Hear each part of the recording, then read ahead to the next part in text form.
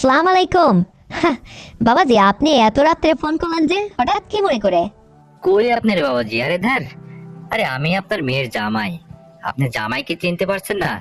ও, জামাই বাবাজি, তুমি ফোন করছো? আমি ভাবছি যে ওই গতকালকে একটা ওই কবিরাজ বেড়ার কাছে গেছিলাম একটা সমস্যা নিয়ে। তো আমি ভাবছিলাম যে হয়তো বা সেই ফোন করছে, কারণ সে আমার ফোন নাম্বারটা রাখছিল, তো এই জন্য তাকে ভেবে আমি এই কথা বলছি। যাই হোক, তুমিও তো বাবাজি আমার, তাই না? আমার মেয়ের জামাই যেহেতু। তো কেমন আছে বাবা? হ্যাঁ, আমি তো ভালোই আছি। আচ্ছা, আপনি হঠাৎ ওই দরবেশ বাবার কাছে কি জন্য গেছিলেন এটা বলুন তো। এইটা ছাড়ো তো, এইটা তোমার শোনার দরকার নেই। সব কথা কি জামাই মানুষের শুনতে হয়? আমার একটা পার্সোনাল বিষয় নিয়ে আমি গেছিলাম। দেখুন আম্মা, আমাকে বলতেই হবে এই কথাটা, আমি শুনবো। কেন গেছিলেন আপনি ওখানে? ও বাবা, তাহলে বলতেই হবে তোমাকে? হ্যাঁ, অবশ্যই আমি শুনবো। কেন শুনবো না? আপনি আমার শাশুড়ি, আর আমার শ্বশুর যেহেতু বাড়িতে থাকে না, আপনার কি সমস্যা হলো না হলো সেগুলো তো খেয়াল করার দায়িত্ব আমার আছে, তাই না? এই জন্য আমি শুনবো। একটু বলেন, ফ্রি মাইন্ডে বলুন না প্লিজ। আচ্ছা, শোনো তাহলে। তোমার শ্বশুর আসলে আমার সঙ্গে যখন করতে যায়, তো ওই সময় তার ওইটা হয় না, কথাই শোনে না। তো এইরকম আসলে এটা তার গোপন সমস্যা। আর তুমি জামাই মানুষ, এই জন্য আমি তোমাকে এই কথাটা বারবার অ্যাভয়েড করে যাচ্ছি, বলতে যাচ্ছিলাম না। তবুও যখন তুমি আমাকে ছাড়ছই না, তো না বলে তো আর পারছি না। এতবার নাসর বান্দার হাত থেকে কি আর বাঁচা যায়? তো তোমার শ্বশুরের এই চিকিৎসার জন্য আমি ওই দরবেশ বাবার কাছে গেছি। দেখো বাবা, আমি অনেক ওষুধ পানি, অনেক চিকিৎসা তোমার শ্বশুরের জন্য আনছি, করছি, কিন্তু আসলে কোনো কিছুতেই যেন ভালো হয় না। আসলে আমার হয় না। তুমি তো জানোই যে আমার মতো জোয়ান মধ্যে তোমার শাশুড়ি, আর তোমার শাশুড়ি যখন শ্বশুর ওই রকম হ্যাংলা পাতলা মানুষ, তারপর রোগা রোগা ভাব। তুমি তো দেখছোই বাবা, এখন তার দিয়ে আসলে আমাদের হয় না, বুঝতে পারছো? এক কথা বুঝে নাও। এখন আমি তার ওই সমস্ত, মানে আমার যেটা আসলে দরকার, মানে আমি সঠিক সময়ে তা পাই না।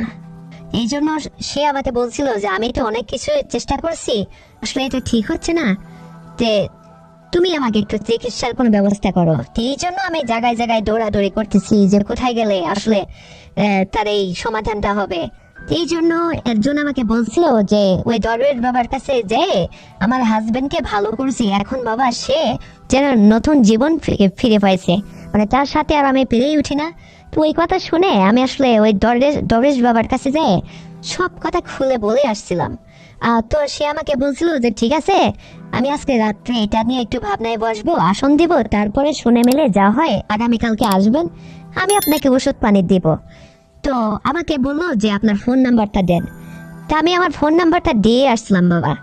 তো তুমি যে এত রাত্রে আমাকে ফোন করছো, তা আমি ভাবছিলাম যে হয়তো ওই দরবেশ বাবাই আমাকে ফোনটা করছে, এই জন্য আমি ফার্স্টে বলে উঠছি। তুমি কিছু মনে নিও না, এই হচ্ছে ব্যাপার। তো তুমি কি কোনো কিছু মাইন্ড করছো আমাকে নিয়ে? মাইন্ড করো না। আমি দেখো রাত্রে কারোর সঙ্গে কথা বলি না। আসলে বাবা, তুমি আমার জামাই মানুষ, তোমাকে তো আমি সব কথা, দুঃখের কথা শেয়ার করতে পারি না।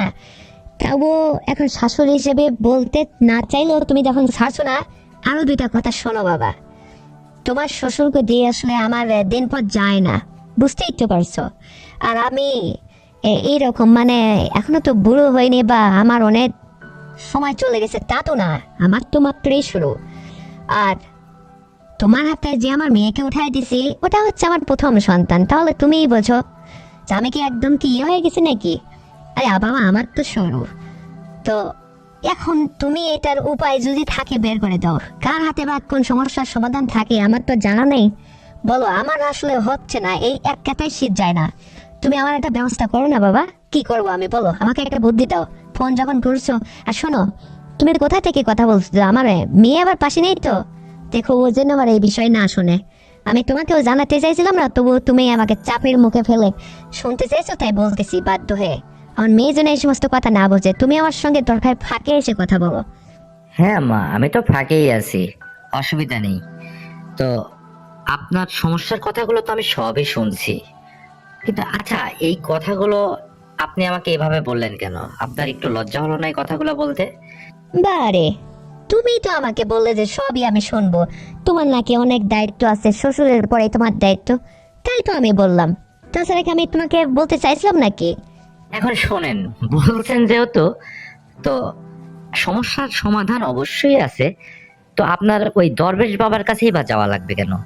ইতিপূর্বে আপনি আমার কাছে এই কথাটা বললেই তো পারতেন। আমার কাছে এটার ব্যবস্থা আছে তো। কি সত্যি বলছো তুমি? তাহলে আগে বলো না কেন? আমি কি আর এত পাগল আম্মা? আর আমারও তো একটা লজ্জাবোধ আছে, যেহেতু আপনার শাশুড়ি। কিভাবে আপনাকে উপজাতে যে আমি এই কথাটা আগে বলি? আজকে যখন আপনি আপনার সমস্যার কথা সব খুলে বলছেন, তাই তো আমি ক্লিয়ার বুঝতে পারলাম যে আসলে এই মুহূর্তে আপনার কোনটা দরকার, কি চিকিৎসার দরকার। এটা তো আমি ক্লিয়ার বুঝেই গেছি। আর এই চিকিৎসার সমাধান তো অবশ্যই আমার কাছে আছে। চাইলেই আমি আপনার এই সমস্যার সমাধান করে দিতে পারি। নেবেন আপনি? করবেন সমাধান? অবশ্যই করব। আর আমি এইটাই খুঁজে বেড়াচ্ছি। আর তোমার হাতে এই সমাধান থাকতে আমি কেন মানুষের দ্বারে দ্বারে ঘুরবো? তুমি কি চাও না যে আমার একটু উপকার হোক, আমি একটু ভালোভাবে স্বস্তিভাবে জীবন যাপন করি, একটু বাঁচি? তুমি চাও না বাবা? তুমি জলদি আমার এই সমস্যার সমাধান করো, এইসব কিচ্ছু বুঝি না। দেখেন আম্মা, একটা কথাই বলে না যে যে গাছ একবার মাটির থেকে মরে গেছে সে কখনো হাজার গড়ে পানি ঢাললেও তাজা হয় না। তো আমার শ্বশুর আসলে তার বয়স হয়ে গেছে আপনার বেলায়, তো সে কখনো আবার সে পূর্বের অবস্থানে ফিরবে না, এটাই বাস্তব। তো আমি বলতে চাইছিলাম যে মানে তার জায়গা থেকে যদি আমি আপনার এই সমস্যার সমাধানটা করে দিতে পারি, তাহলে কি নেবেন? মানে আমি নিজে এটা করতাম আর কি। তুমি নিজে এটা করতে মানে? আমি ঠিক বুঝলাম না তুমি কি বলতে চাইছো বাবা। ক্লিয়ার করে বলো তো, আমি তোমার কথা তো এখনো ক্লিয়ার বুঝিনি। ও, এখন আপনি বুঝতে পারেননি না? এতগুলা বুঝলেন আর এই কথাটা আপনি বুঝতে পারেননি। ঠিক আছে, আপনার বোঝা লাগবে না, রাখেন আপনি। এই দেখো না, দেখো না, দাঁড়াও দাঁড়াও বাবা, শোনো আমার কথা একটু শোনো প্লিজ, একটু ধৈর্য ধারণ করো। মানে আমি তোমার ওই কথাটা ক্লিয়ার বুঝতে পারিনি, তাই তোমাকে বললাম যে তুমি আরেকটা বার আমাকে ক্লিয়ার করে বোঝাই বলো। তারপরে আমি তোমার সঙ্গে কি করি না করি, কি করবো না করবো সেটা বলছি আমি। তুমি আগে ফোনটা কেটে দিচ্ছ কেন? প্লিজ বলো না আবার। আপনার বাড়িতে এখন কে কে আছে এটা আগে বলুন। আরে বাবা, বাড়িতে তো আমি সবসময় একাই আছি। কাজের বুয়াটা আছে, সে তো দুবেলা রান্না করে দিয়ে চলে যায়।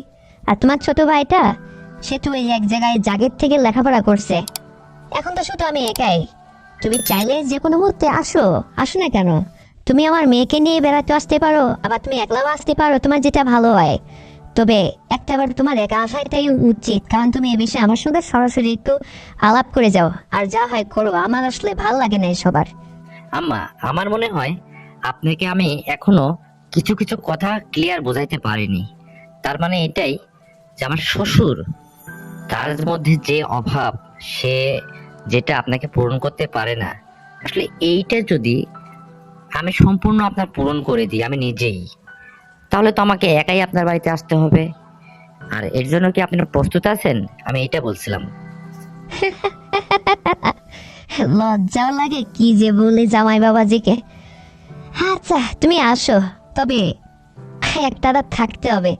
আমার মেয়ে যেন এই কথাটা না বোঝে তুমি অন্য কোথাও থাকার কথা বলে চুপি চাপে আমার বাসায় চলে আসো। আমি বুঝতে পারছি তুমি কি বলতে চাইছো। পারবে তো আসতে? হ্যাঁ, অবশ্যই পারবো, পারবো না কেন? আমি তো আপনার উপকার করার জন্য একদম রেডি হয়ে গেছি। কারণ এতদিনে তো আর আমি এটা বুঝতে পারি নাই। আর যখন আপনি আপনার সমস্যার কথাগুলো সবই খুলে বলছেন, আর আমি আপনার জামাই হয়ে কি আপনার উপকার না করে থাকতে পারি? অবশ্যই আপনার সমস্যার সমাধান হয়ে যাবে। আর শুধু আজকেই না, ভবিষ্যতে আর কোনোদিন আপনার এই সমস্যাটা থাকবে না। সবসময় যখনই আপনার এই সমস্যাটা হবে, তখনই আপনার এই সমস্যার সমাধান আমিই করে দেব। এ নিয়ে আপনি নিশ্চিত থাকেন। তাহলে আগামীকাল কিন্তু আমি অবশ্যই আসছি, আর বাড়িতে বলে আসবো যে বাইরে আমার একটু কাজ আছে, আসতে দেরি হবে। এটা আপনার মেয়েকে বলে আপনার বাসাতে চলে আসবো। আপনার মেয়ে যদি কখনো আপনাকে ফোন করে জিজ্ঞেস করে যে তোমাদের বাসায় গেছে নাকি, তাহলে আপনি বলবেন যে না, এখানে আসে নাই। পারবেন তো? ঠিক আছে বাবা, আমি মেয়েকে তাই বলবো। কিন্তু তুমি কিন্তু মিস করো না, আমি তোমার অপেক্ষায় থাকতেছি। এতদিন তো মনের মধ্যে কোনো জল্পনা কল্পনা ছিল না, আজকে যেন তোমাকে নিয়ে আবার নতুন করে ভাবতে শুরু করলাম। কি জানে কি না কি হয়, আবার বেশি ভালো করতে যাই আবার কি হবে আল্লাহই জানে। তবে যাই হোক, আমাকে তুমি একটু খুশি করার চেষ্টা করো বাবা। অনেক দিন আমার ভালো লাগে না জানো, এসব থেকে আমি আসলে বঞ্চিত আছি। তোমার উপরে এখন ভরসা। তাহলে দরবেশ বাবার কাছেও আর যাবো না, কোনো কবিরাজ বাবার কাছেও আর যাবো না, কোনো কোথাও যাওয়া লাগবে না। তুমি থাকতে আমি কোথায় যাব বলো? তুমি যদি আমাকে এই উপকারটুকু করো, এটা তো আসলে এতদিন তোমাকে মুখ মুখ করে বলতে পারিনি।